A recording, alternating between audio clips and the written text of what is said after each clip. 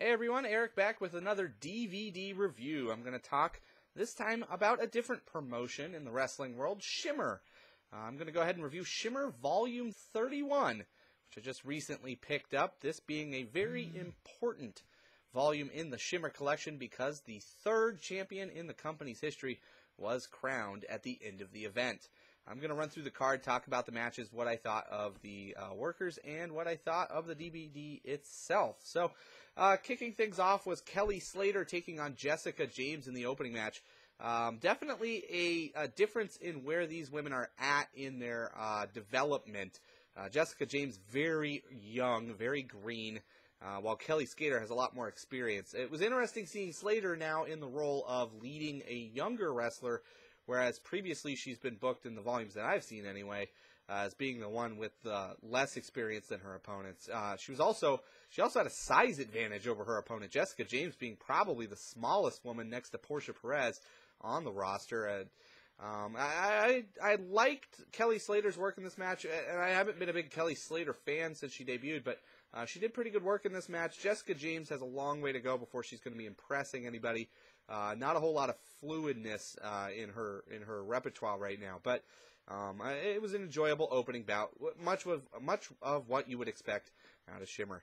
The next match on the card was Jessie McKay versus Sassy Steffi. I actually really like the way Sassy Steffi is coming along. In the last few matches that I've seen of her work, she's definitely shown improvement. Her character development has been good. She's definitely got a better ring presence, a little bit more of a style to her offense, and I'm enjoying her development. I'm enjoying watching her develop within the confines of Shimmer. Jessie McKay, on the other hand, loved her when she debuted, thought she was phenomenal. Really was looking forward to seeing her going places, but I don't see her really improving a whole lot over where she was when she started. And it's hard to say. You only get to see these women a couple times a year. But I haven't felt the development that I've seen out of somebody like a Sassy Steffi. And McKay's ring offense, it's hampered a bit by the fact that I think part of it, anyway, is her size advantage, her height differential with her opponents. I think actually kind of hurts her where it might actually help somebody else like a Madison Eagles. I think it's been hurting Jessie McKay in that case. I don't like her gimmick, everybody's favorite girlfriend. I'm not a big fan of that. It's kind of a bland gimmick. She's very good looking, has a lot of charisma. The crowd loves her, but I'd like to see a little bit more out of the ring, out of the wrestling side of things when it comes to Jessie McKay. But McKay winds up picking up the win here. But Sassy Steffi, I think, was probably the better one coming out of the match. Next match on the card was Reina Von Tosh, RVT, taking on Malaya Osaka. A really good match out of Osaka.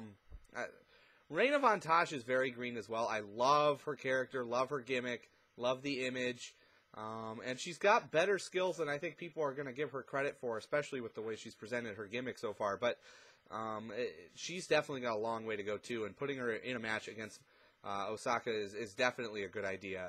So it was a good match to watch, a good early card match, for sure. Then a great match came out of Mercedes Martinez and Tomoka Nakagawa.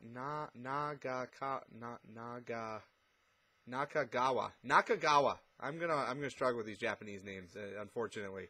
Tomoka got the win in this one, which was good. Or no, Mercedes Martinez got the win. What am I saying? Mercedes Martinez got the victory. I thought that was good.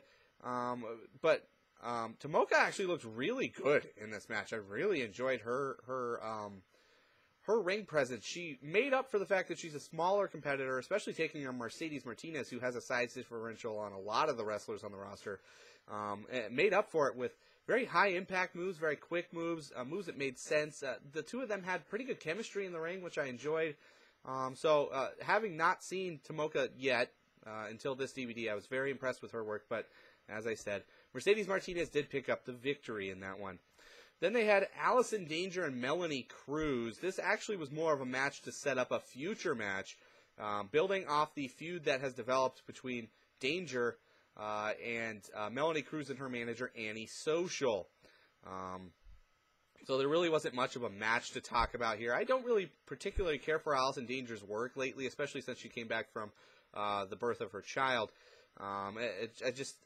There's something seems to be lacking in her repertoire right now.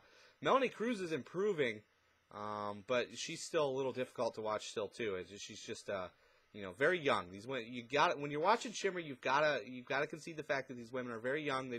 A lot of them don't have a whole lot of experience wrestling wise, especially against opponents from all around the world and whatnot. So you got to concede that fact, and you can't really hold it against them. So I think Melanie Cruz did a decent job, but there really wasn't much of a match to discuss here because they're going to have a future match on a future Shimmer volume. Then you had the no DQ match between Daphne and Rachel Summerlin. Daphne won the match rather easily, I would say. Summerlin didn't really do a whole lot to debunk what Daphne's been saying about her being a rookie who will always be a rookie. But the match was serviceable at best. I enjoy Daphne's work, and I think this definitely played up to Daphne's character, so no complaints out of me there. Then the serious side of the card, I would say, the more high-end matches, the better quality matches began with Hiroyo Matsumoto versus Lufisto. Very entertaining match. Both these characters very quirky. Really enjoyed the work out of both, though. And Matsumoto actually picked up the victory, which that was the one surprise victory that I was waiting for there. Hiroyo was very, very good. Lufisto, we all know, is great. And the two styles meshed very well. I would have actually liked to see this match go a little bit longer, maybe. But definitely enjoyed the work out of both, and small doses, you can't complain if it's all good. So definitely enjoyed that match. It's worth checking out for sure. Then you had cheerleader Melissa taking on Misaki Ohata. Ohata being the princess of the submission. Really enjoyed her work in the match. She tried to go blow for blow with Melissa, and Melissa brushed it off.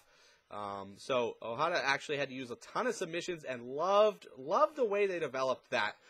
Yeah, she's extremely tiny and very dainty looking, but at the same time is rival to Samoa Joe as far as submissions go. So very entertaining. She is one tiny package of pain. And cheerleader Melissa looked great. It's really good to see her getting over with that audience, especially after her bummer situation in TNA where they totally misused her.